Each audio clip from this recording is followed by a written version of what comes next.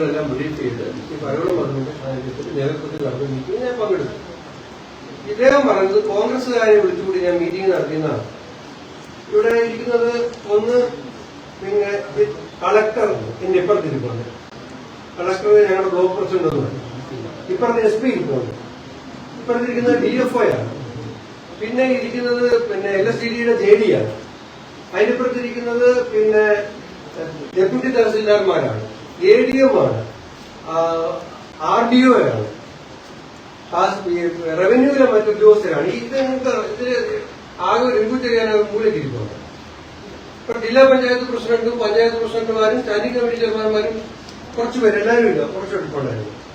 ബാക്കി ഇരിക്കുന്ന മുഴുവൻ ആളുകളും ഈ റാന്നി അസംബ്ലി മണ്ഡലത്തിലെ ഈ തുടങ്ങിയ നിമിഷം മുതൽ ഈ റെസ്ക്യൂവിലും റീഹാബിലിറ്റേഷനിലും വർക്ക് ചെയ്യുന്ന DFO, DMO, SP, collector, ADM, RDO, tahsildar, village ഓഫീസർമാർ, ഡെപ്യൂട്ടി തഹസീൽദാർമാർ, ഇവരാണ് ഈ ഇരിക്കുന്നത്. ഇതാണ് ചിത്രം, ഞാൻ നടത്തിയ മീറ്റിംഗിന്റെ ചിത്രം. ഇങ്ങനെ ഒരു സാഹചര്യത്തില് എന്നെ അധിക്ഷേപിച്ചിട്ട് അദ്ദേഹത്തിന് എന്ത് കിട്ടാനാണ്? ഞാൻ അത്ര ഔഷധമുള്ള ആളല്ലല്ലോ. എന്നെ ഇങ്ങനെ ആക്രമിച്ചിട്ട് അത്ര വലിയൊരു ഹൈ പ്രൊഫൈലിൽ നിൽക്കുന്ന ആളൊന്നും അല്ലല്ലോ. എനിക്ക് പത്തനംതിട്ട ജില്ലയുടെ ചുമതലയുണ്ട്.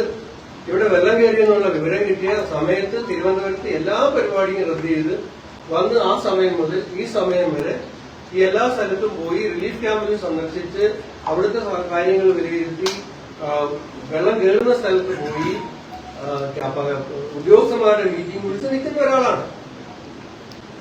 അപ്പൊ എന്നെ ഇങ്ങനെ അധിക്ഷേപിക്കുന്നതിൽ നിന്ന് എന്തിനാണ് വലിയ വലിയ ആളുകൾ ഇങ്ങനെയുള്ള അധിക്ഷേപങ്ങൾ പറഞ്ഞ് അവരുടെ വിശ്വാസ്യത കളയുന്നത്? ഇതല്ലേ മീറ്റിംഗ്? ഈ മീറ്റിംഗ് ഞാനിവിടെ കോൺഗ്രസിന്റെ മീറ്റിംഗ് വിളിച്ചിട്ട് ഇവിടുന്ന് പൊക്കളഞ്ഞു എന്ന് പറയുന്നത് ഒരിക്കലും ഇത്തരം ഘട്ടങ്ങളിൽ പറയാനേ പാടില്ലായിരുന്നു എന്നുള്ളതാണ്. ഞാനത് ഈ സമയത്ത് വിമർശനങ്ങളൊന്നും ഉന്നയിക്കാൻ ഞാൻ തയ്യാറാകുന്നില്ല. പക്ഷെ വസ്തുതാവിരുദ്ധമായ കാര്യങ്ങൾ പറഞ്ഞിട്ടുണ്ട്. അപ്പൊ എന്നോടൊപ്പം വ്യാപാരി വ്യവസായ ഏകോപന സമിതിയിലെ ആളുകൾ പറഞ്ഞു 10 ലക്ഷം രൂപ വ്യാപാരികൾക്ക് കൊടുത്തു എന്ന് പറഞ്ഞു. വ്യാപാരികൾ ചോദിക്കുകയാണ് അത് ആരാണ് കൊടുത്തത്, എന്നാണ് കൊടുത്തത്, ആർക്കാണ് കൊടുത്തത്? ഇവിടുത്തെ ഒരു വ്യാപാരിക്കും 10 ലക്ഷം രൂപ നഷ്ടപരിഹാരം, 2 ലക്ഷം രൂപ ഇതാണ് സബ്സിഡി കൊടുത്തു എന്ന് പറഞ്ഞു. ഇവിടെ റാന്നിയിലൊരു വ്യാപാരിക്കും കിട്ടിയിട്ടില്ല. എന്തിനാണ് ഇങ്ങനെയൊക്കെ പറയുന്നത്? അതുകൊണ്ട് ഇത്തരം കാര്യം ഇന്ന് ഈ ഒരു രാത്രി കൂടി എനിക്ക് നമ്മളെ സംബന്ധിച്ചിടത്തോളം ആശങ്കയുടെ രാത്രിയാണ്. കാരണം ഡിസാസ്റ്റർ മാനേജ്മെന്റുകാർ വൈകുന്നേരം തന്ന അറിയിപ്പോ മാലക്കരയിൽ ഒരു സെൻട്രൽ വാട്ടർ കമ്മീഷന്റെ ഒരു ഒരു മാവിനിയുണ്ട്, മാലക്കരയാണുള്ളത്. ആ മാവിനിയിൽ പമ്പയിലെ ജലനിരപ്പ് അതിതീവ്ര വെള്ളപ്പൊക്കമാണ് കാണിച്ചിരിക്കുന്നത്. അതിതീവ്ര വെള്ളപ്പൊക്കം കാണിച്ചിരിക്കുന്നതാണ് ഇപ്പോ അവിടെ സെൻട്രൽ വാട്ടർ കമ്മീഷന്റെ മാലക്കരയിലെ മാവിനി ആണ്. അപ്പൊ ഈ സാഹചര്യത്തിൽ നമുക്കെല്ലാവർക്കും രാഷ്ട്രീയം മറന്ന് ഒരുമിച്ച് ജനങ്ങളുടെ ജീവനും സ്വത്തും സംരക്ഷിക്കാൻ വേണ്ടിയിട്ട് നേരിടേണ്ടതിന് പകരം ഈ ഘട്ടത്തിൽ ഇത്തരം ആക്ഷേപങ്ങളും ആരോപണങ്ങളും ഉന്നയിക്കുന്നത് പുനഃപരിശോധിക്കണമെന്നാണ് എന്റെ അഭിപ്രായം. ഞാൻ ഇത്രയും സൂചിപ്പിക്കുന്നു എന്ന് പറഞ്ഞത്. ഇന്ന് റാന്നിയിൽ സന്ദർശനം നടത്തിയ കേന്ദ്രഗോപാല് പറയുന്നത് കഴിഞ്ഞ സർക്കാർ പ്രളയം ഉണ്ടായ തൊട്ടുപിന്നാലെ എല്ലാവർക്കും 10,000 രൂപ വെച്ചുള്ള അഫക്റ്റഡായിട്ടുള്ള ആളുകൾക്ക് ആദ്യ പദ്ധതികൾ നൽകി. പക്ഷേ ഇതുവരെ ഒരു പ്രഖ്യാപനം ഉണ്ടായിട്ടില്ല. എത്രയും പെട്ടെന്ന് അഫക്റ്റഡായിട്ടുള്ള ആളുകൾക്ക് സർക്കാർ അടിയന്തരമായി ധനസഹായം നൽകണം, അതിനുള്ള ഫണ്ടുമുണ്ട് എന്നാണ് അദ്ദേഹം. മുഖ്യമന്ത്രി ഇന്ന് തന്നെ പ്രഖ്യാപിച്ചിട്ടുണ്ട് വെള്ളപ്പൊക്കത്തിൽ ഇരയായവർക്കുള്ള മതിയായ നഷ്ടപരിഹാരം നൽകും എന്ന് മുഖ്യമന്ത്രി പ്രഖ്യാപിച്ചിട്ടുണ്ട്. അതുകൂടാതെ ഇന്ന് രാവിലെ ഇവിടുത്തെ MLA ശ്രീ പനകുളം വന്ന ഒരു കാര്യം ശ്രദ്ധയിൽപ്പെടുത്തിയിരുന്നു. ഇവരിനി വീട്ടിലേക്ക് മടങ്ങി പോകണമെങ്കിൽ ക്ലീനിങ് എന്ന് പറയുന്ന ഒരു വലിയ പ്രശ്നമാണ്. ചെളി കയറി അടിഞ്ഞിരിക്കുകയാണ് പല വീട്ടിൽ. അപ്പൊ നമ്മൾ ഒരു വാർഡിലേക്ക് 25,000 രൂപ വെച്ച് ആ വാർഡിൽ ചെളി കയറിയ വീടുകളിൽ ക്ലീൻ ചെയ്യുന്നതിന് വേണ്ടിയിട്ട് ജില്ലാ ഭരണകൂടം അനുവദിച്ചിട്ടുണ്ട്. അപ്പം അത് സംശയം ഉണ്ടായിരുന്നു. മുമ്പ് വെള്ളപ്പൊക്ക ദുരിതത്തിന് വേണ്ടിയിട്ട് നേരിടാൻ വേണ്ടി മഴക്കാലപൂർവ്വമായിട്ട് അനുവദിച്ച തുകയാണ് ഇതെന്ന് അല്ല. അത് ചെലവഴിച്ചിട്ടുള്ള പഞ്ചായത്തുകൾക്കും ഈ 25,000 രൂപ പഞ്ചായത്തിലേക്കല്ല ഒരു വാർഡിലേക്ക് 25,000 രൂപ വെച്ച് അഡീഷണൽ ആയിട്ട് ക്ലീനിങ് പർപ്പസിന് വേണ്ടി മാത്രമായിട്ട് കിട്ടും. പഞ്ചായത്തിനല്ലാതെ 1 ലക്ഷം രൂപ ഈ റിലീഫ് ക്യാമ്പും അനുബന്ധ സാഹചര്യങ്ങളും ഒക്കെ അല്ല അവർക്കും ചില റിലീഫ് ക്യാമ്പിൽ ചിലപ്പോൾ അർജന്റായി എന്തെങ്കിലും ചെയ്യേണ്ടി വരും. ഒരു ക്യാമ്പ് പെട്ടെന്ന് തുടങ്ങുകയാണ്. ജില്ലാ ഭരണകൂടം റവന്യൂ ഡിപ്പാർട്ട്മെന്റും ഒക്കെ എത്തുന്നതിന് മുമ്പ് അവിടുത്തെ പഞ്ചായത്ത് പ്രസിഡന്റ് പോയി ഒരു അടിസ്ഥാന സൗകര്യം ഒരുക്കണം.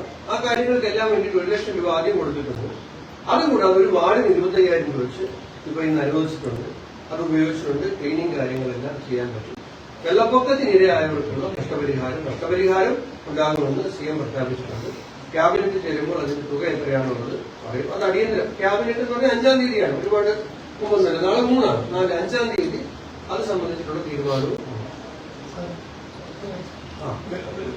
ബഹുമാനപ്പെട്ട ജില്ലയുടെ ചുമതലയുള്ള മന്ത്രി ശ്രീ PC കൃഷ്ണനാണ്. അദ്ദേഹത്തെ ഇരുത്തിക്കൊണ്ടൊരു കാര്യം പറയാനില്ല. അദ്ദേഹം ഈ സംഭവം ഉണ്ടായ ആ മൊമെന്റ് മുതൽ ഈ കാര്യങ്ങളെല്ലാം ശ്രദ്ധിക്കുകയും ജില്ലയിൽ വരികയും ഒക്കെ ചെയ്ത് ജില്ലയിൽ റാലിയിൽ വന്ന് അദ്ദേഹം സത്യത്തിൽ ഞങ്ങൾ അദ്ദേഹത്തിന് പറഞ്ഞില്ല, എല്ലാ ഉദ്യോഗസ്ഥരും വിലയിരുത്തുന്നതാണ്. അദ്ദേഹം തന്നെ ഇങ്ങോട്ട് പറയായിരുന്നു എനിക്ക് എന്റെ സ്ഥിതി അറിയണം എന്ന് പറഞ്ഞ്. അദ്ദേഹം തന്നെ എല്ലാവരും എവിടെ ഇരിക്കുമെന്ന് ചോദിച്ചു. അപ്പോ മുൻ MLA കൂടി ഉണ്ട്. ഞങ്ങൾ ആദ്യം ഒരു ബാങ്കിലേക്ക് കയറാൻ ശ്രമിച്ചു. ആ ബാങ്കല്ല മനസ്സിലാതെ റൂമിൽ ഇരിക്കാന്ന് പറഞ്ഞാണ് അങ്ങോട്ട് പോയത്. അവിടെ നിന്ന് എല്ലാം വിലയിരുത്തി ആ മീറ്റിംഗ് കൊണ്ട് വലിയ ഗുണമുണ്ടായി. കാരണം ആ മീറ്റിംഗിലാണ് നമ്മുടെ യഥാർത്ഥ വസ്തുക്കളൊക്കെ ഫിഗറൊക്കെ നമുക്ക് കിട്ടിയത്. അത് വെച്ചാണ് പല നിർദ്ദേശങ്ങളും ബഹുമാനപ്പെട്ട മന്ത്രി അത് വെച്ച് നൽകിയത്.